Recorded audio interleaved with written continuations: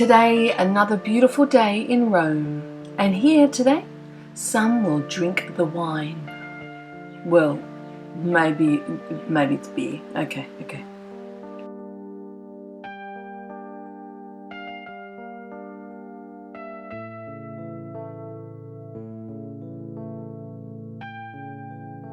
And you need to cool off. When you're in Rome, you'll do as the Romans do.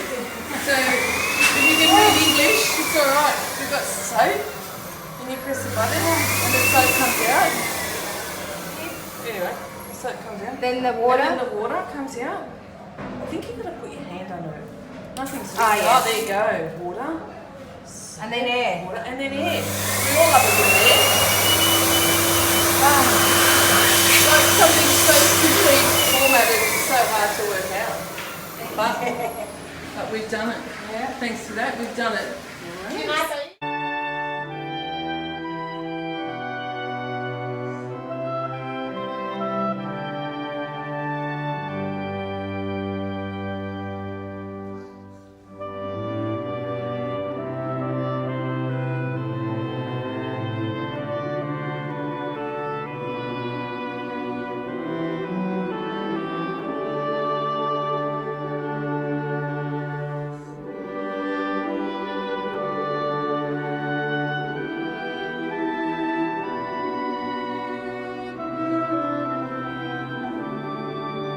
And this here is the fractured sphere.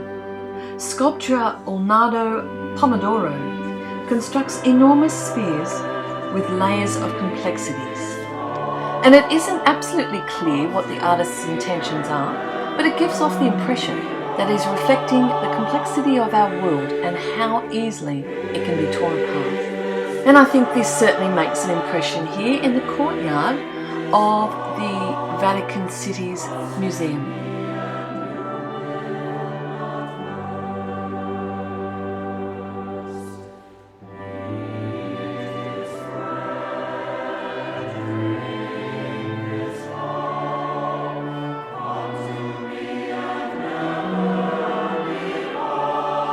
According to a certain source, the reason why no photography is allowed in the Sistine Chapel, well, there are two reasons. Nippon TV funded the renovation of the artwork, and as a part of the deal, got exclusive license to photographs and video of the restored art. But apparently, I then read that this license has since expired, and apparently the company never intended ordinary tourists to be affected by this ruling. And also, camera flashes can apparently damage paintings, though it seems that this idea is disputed. But, of course, I can take photos and footage of this here Vatican Museum, and that's on our big long walk to enter the Sistine Chapel.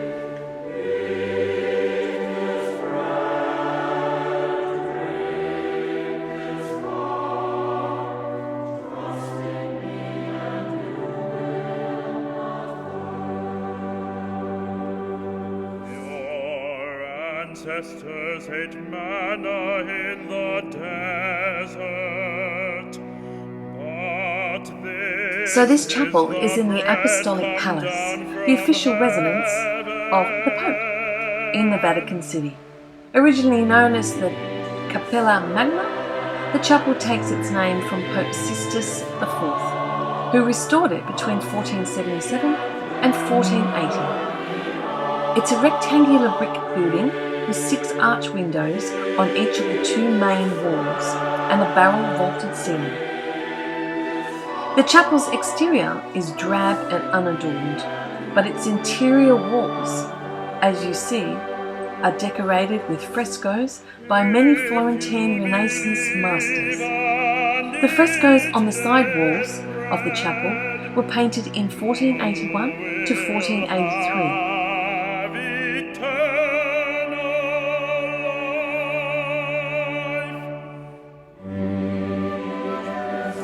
And on the north wall, there are 6 frescoes depicting events from the life of Christ.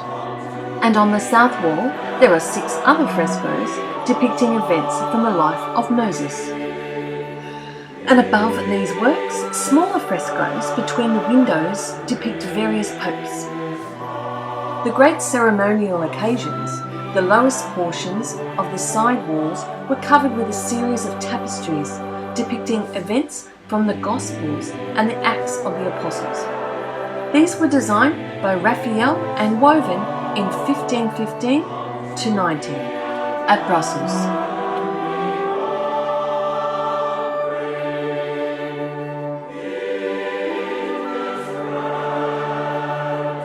A 10-year-long cleaning and restoration of the Sistine ceiling, completed in 1989, removed several centuries' accumulation of dirt, smoke and varnish. Cleaning and restoration of the Last Judgment was completed in 1994.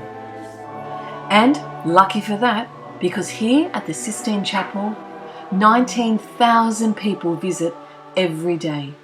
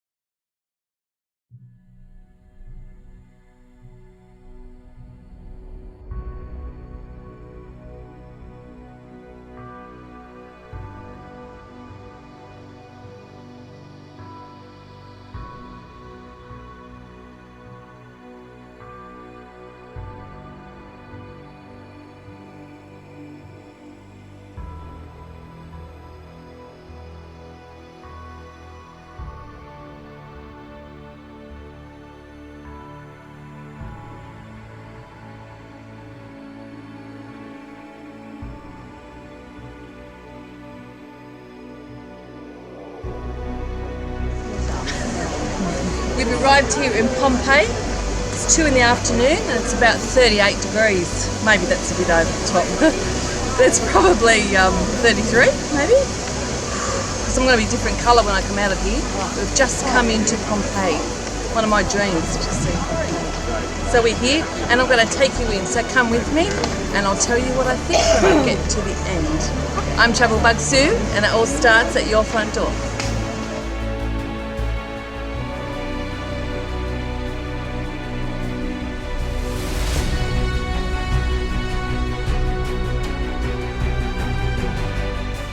Pompeii is a vast archaeological site in southern Italy's Campania region, near the coast of the Bay of Naples. It was once a thriving and sophisticated Roman city, and Pompeii was buried under meters of ash and pumice after the catastrophic eruption of Mount Vesuvius in 79 AD. The preserved site features excavated ruins of streets and houses that visitors like us can freely explore. And here we enter, well, I'd call it an everyday mansion. And as we look around, you can see there to the left and in a minute to your right, these are the baths that the men would bathe in, and of course the women would serve.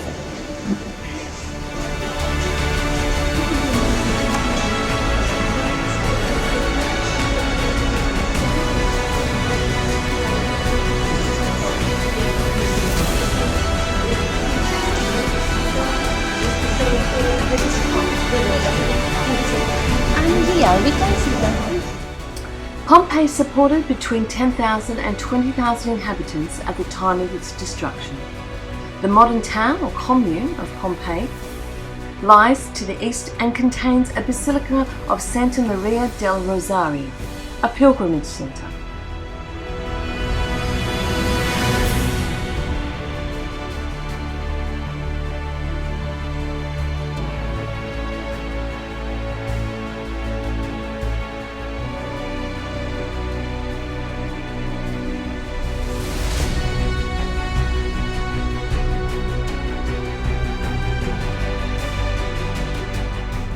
And, just if you were wondering, today over 3 million people live in the immediate area of Mount Vesuvius.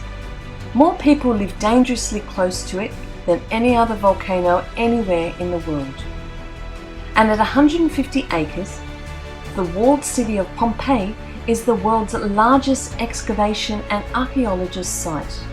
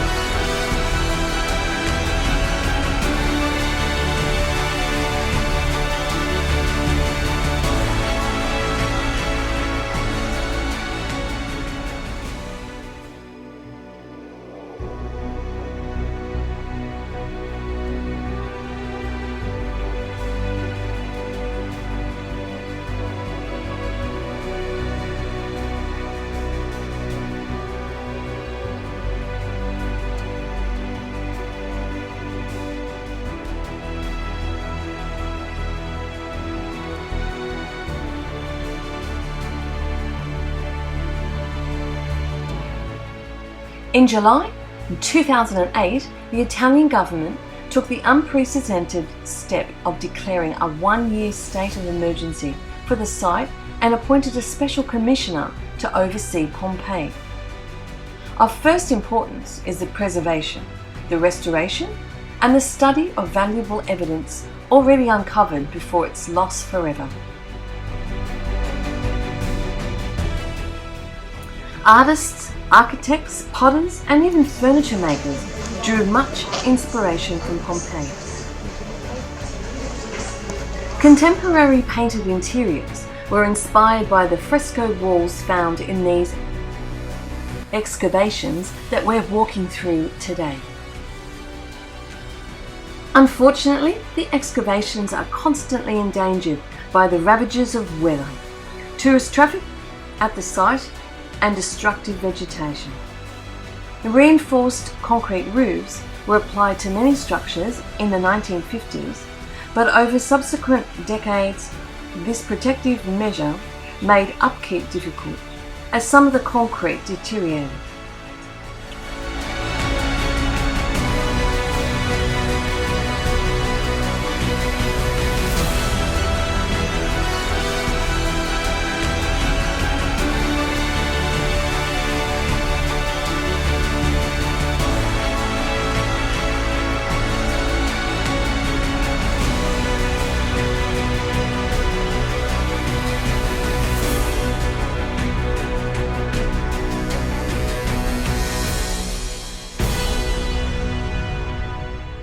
And just like Pompeii and myself, Linley's found something that's close to her heart.